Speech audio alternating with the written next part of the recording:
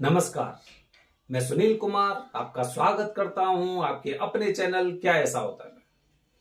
दोस्तों, कुंडली में मंगल दोष जब होता है तो बहुत तरह की भ्रांतियां हमारे दिमाग में आती है। मंगली, मांगलिक दोष, निम्न मंगल, पूर्ण मंगल, उच्च का मंगल, इस तरह की चीजें हमारे दिमाग में फितूल पैदा कर देती हैं। दोस्तों, दोष होता है, उनके निवारण भी होते हैं, लेकिन हमें यह जरूर जानना चाहिए कि अगर मंगल दोष है तो सबसे ज्यादा खतरनाक मंगल दोष कौन सी स्थिति में होता है। अगर वो स्थिति ऐसी होती है तो निश्चित रूप से आपको उसके बारे में जानकारी होनी चाहिए और उसके निवारण की पूर्णतः विधि के बारे में आपको जानकारी बिल्कुल होनी चाहिए। ये बहुत जरूरी है। तो दोस्तों, आज अपनी वीडियो के माध्यम से आपको बताने जा रहा हूं कि कुंडली में सबसे खतरनाक मंगल दोष कौन सा होता है। सबसे खतरनाक कुंडली देखिए दोस्तों, जैसे कुंडली आप देखेंगे दोस्तों तो हमने बताया है कि मंगल दोष की स्थिति कहां पे होगी? पहले भाव से शुरू होकर पहला, चौथा, सातवां, आठवां और 12वां। अगर हम इस एक मोटे तौर पर बात करें तो जो लग्न का भाव, पहला भाव होता है, वो खुद का होता है, स्वयं का। मेरा नेचर, मेरी प्रवृत्ति कैसी होगी, मेरे क्रियाकलाप कैसे होंगे। चौथे की अगर मैं बात करता हूं तो माता, सुख, भवन, वाहन, इससे संबंधित होता है। अगर इस पे दोष लग गया मंगल का तो आपको इनमें कमी आएगी।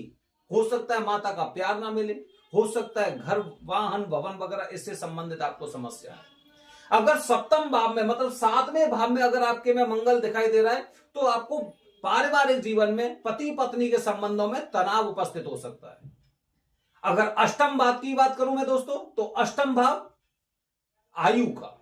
आयु से संबंधित आपको बार बार ठोकरें लग सकती हैं। और 12वां भाव दोस्तों, 12वें भाव की बात करता हूं तो वो खर्चे का होता है, व्यय का।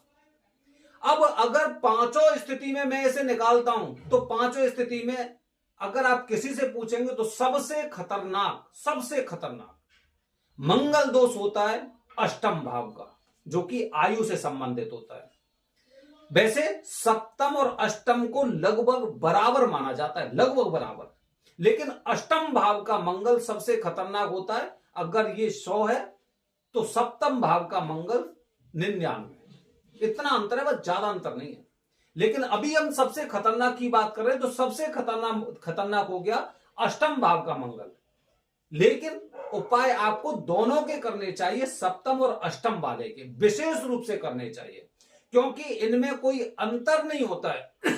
आप एक बात समझिए कि अगर पति पत्नी में तनाव है, अनबन है, या फिर अगर मान के चलते कि तलाक तक की नौबत आ रही है तो आपकी जिंदगी तो वैसे भी खराब हो गई। और अगर 8वें भाव में आपके में कष्ट, मतलब आयु से संबंध होता है, कभी यहां पे दुर्घटना हो गई, कभी वहां पे घर से बाहर निकलने में डर लग रहा है, हमेशा डरा सा महसूस हो रहा है, एकदम पता नहीं कुछ हो नहीं जाए, वारदात नहीं हो जाए, तो मतलब ये भी हमारे जीवन का एक ऐसा भाग बन गई। खर्चे होंगे, हो जाएंगे। जैसे 12वें भाव की बात करता हूं, खर्चे होंगे, हो जाएंगे, इनकम होगी तो खर्चे हो जाएंगे। माता का सुख, भवन, वाहन, पैसा हुआ तो खरीद लेंगे, कोई बात नहीं। पहला भाव मन का होता है, जैसी फितरत बनाएंगे वैसा हमारा नेचर हो जाएगा। लेकिन पति पत्नी में तनाव या फिर आयु से संबंधित हमेशा डर बने रहना, भय बने रहना, तो ये दोनों स्थिति ऐसी होती है जो सबसे ज्यादा खतरनाक होती है और इनका उसी के अनुसार विधि विधान करना बेहद जरूरी होता है।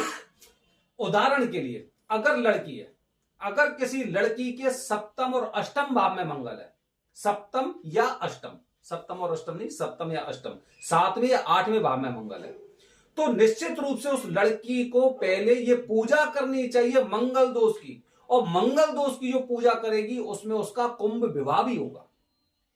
सप्तम और अष्टम भाव में, सप्तम या अष्टम भाव में अगर मंगल है तो उसे विधि विधान से, केवल भात पूजा से काम नहीं चलेगा। अगर आप ये सोचते हैं कि भात पूजा से काम चल जाएगा, नहीं, बिल्कुल नहीं चलेगा। इसमें कंप्लीट पूजा आपकी, जो सबसे सर्वोत्तम पूजा बताई गई है उज्जैन के मंगलनाथ मंदिर या पुराने मंगलनाथ में, जहां पे आपकी श्रद्धा हो, सबसे उच्च जो पूजा बताई गई वो आपको पूजा करनी चाहिए। उसके साथ ही आपको कुंभ विवाह भी करना चाहिए उस लड़की के लिए। कुंभ विवाह कैसे किया जाता है अपने आने वाली वीडियो बताऊंगा कि कुंभ विवाह के लिए आपको कौन कौन सी चीजों की आवश्यकता होती है। ठीक है। अच्छा, अगर इसके साथ अगर किसी लड़के में है, अगर किसी लड़के की कुंडली में सप्तम या अष्टम भाव में अगर मंगल है, मांगलिक दोष है, मंगल दोष मांगलिक दोष एक ही होता है ये, तो ऐसे लड़के को भी सर्वश्रेष्ठ पूजा करनी चाहिए। केवल भात पूजा से काम नहीं चलेगा, बिल्कुल नहीं चलेगा। विधि विधान वाली पूर्ण एकदम कंप्लीट पूजा इनकी होनी चाहिए, जो करीब 3 से 4 घंटे की होती है। इसके साथ इनको अर्क विवाह करना पड़ता है। अर्क विवाह वो मैं अपने आने वाले वीडियो बताऊंगा। कुंभ विवाह के बाद के अर्क विवाह कैसे होता है, मतलब एक तरह से हम ये मान के चलते हैं कि कुंभ विवाह जो होता है जैसे लड़कियों का होता है, वो कुंभ विवाह में भगवान विष्णु के साथ उस लड़की की शादी होती है। और अगर मैं अर्क विवाह की बात करता हूं तो अर्क विवाह में लड़के की एक आंकड़े के पेड़ से शादी होती है, मतलब जो एक नेचुरल शादी होती है ना, उससे पहले एक शादी का एक वो किया जाता है, क्रिया की जाती है। इस तरह से ये दोष खत्म होता है। तो सबसे ज्यादा खतरनाक सप्तम और अष्टम, अगर मैं अपने इसे मानूं तो दोनों एकदम बराबर है। वैसे अगर बात करें, अगर किसी अन्य गुरु जी के अगर कहीं का बहुमत लें तो अष्टम भाव को सबसे ज्यादा खतरनाक बताया जाता है, मंगल को। और यहां पे अगर मंगल नीच का है तो आपको जबरदस्त खतरनाक परिणाम देगा, बहुत खतरनाक परिणाम देगा। इसीलिए चाहे नीच का हो या उच्च का हो, अगर इन दोनों भावों में मंगल है, मंगल दोष है, तो आपको उसका विधि विधान से उसी तरह से पूजा पाठ करवानी चाहिए। ध्यान रखिए, मंगल दोष की पूजा के लिए पूरी पृथ्वी पर एकमात्र स्थान है उज्जैन। और उज्जैन के अंदर नया मंगलनाथ मंदिर या फिर पुराना मंगलनाथ मंदिर, जिसे स्वयंभू बोलते हैं या अंगारेश्वरी बोलते हैं, वो इच्छा आपकी है कि आप कहां पर करवाना चाहते हैं। पूजा दोनों जगह की एकदम पूरी तरह से फलीभूत होती है। तो ये दोस्तों आने वाली वीडियो में आपको कुछ और जानकारी दूंगा, बने रहिए चैनल के साथ। हर हर महादेव, हरि ओम।